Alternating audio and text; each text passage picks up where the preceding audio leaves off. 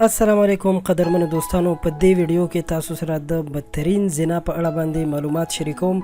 دوستانو، زنا چې عظیمه او کبیره ګناه ده. یو انسان چې یوې داسې ښځې سره همبستري وکړي چې هغه خپله ښځه نه وي، یعنې پردی ښځه وي، نو هغې ته زنا ویل کیږي.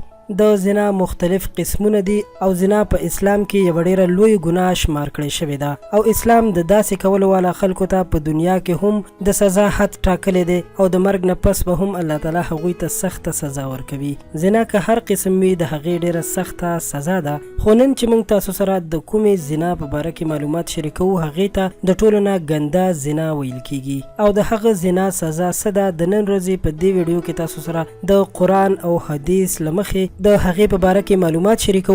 نو د همدې وجې نه له تاسو نه یو هیله لرم چې دا وړه غوندې ویډیو خامخا تر اخره وګورئ چې تاسو ته په دغه اړه باندې مکمل معلومات درکړل شي. او که زموږ چینل مو نوي سبسکرایب کړئ، مهرباني وکړئ همدا اوس یې سبسکرایب کړئ چې په آینده کې له هر قسم معلوماتي ویډیوګانو خبر وساتل شئ.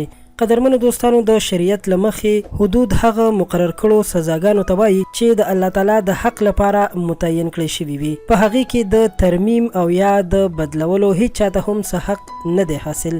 په شریعت کې د 5 جرمونو حدود مقرر دي چې په هغې کې ډاکه، غلا، زنا او د زنا تهمت او د شراب وڅښل.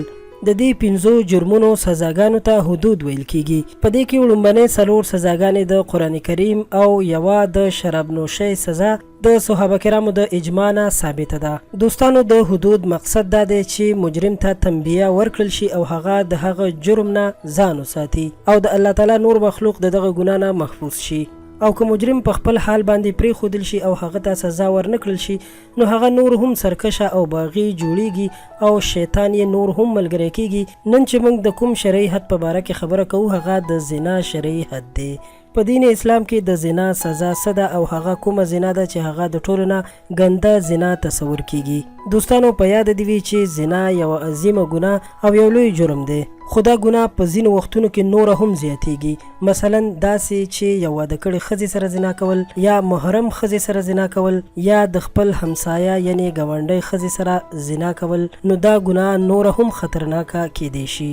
که یو سړی د خپل همسایه یعنې ګاونډي په غیر موجودګۍ کې د هغه ښځې سره زنا کوي، نو دا د ټولو نه ګنده زنا ده او ډېر لوی جرم دی.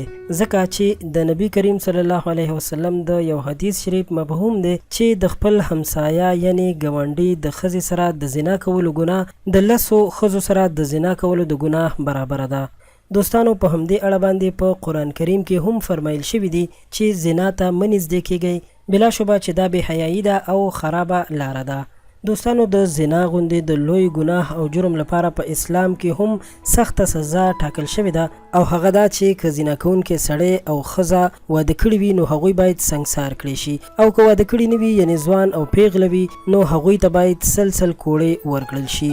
نو دوستانو، تاسو واورېدل چې زنا څومره لوی جرم دی او د دې سزا څومره سخته ده. قدرمنو دوستانو، دا دعا به کوو چې الله تعالی دې موږ تاسو د دې عظیمې ګناه نه وساتي او پاک رب دې موږ تاسو ته د توبې توفیق را نصیب کړي او الله پاک دې موږ تاسو ته هدایت وکړي.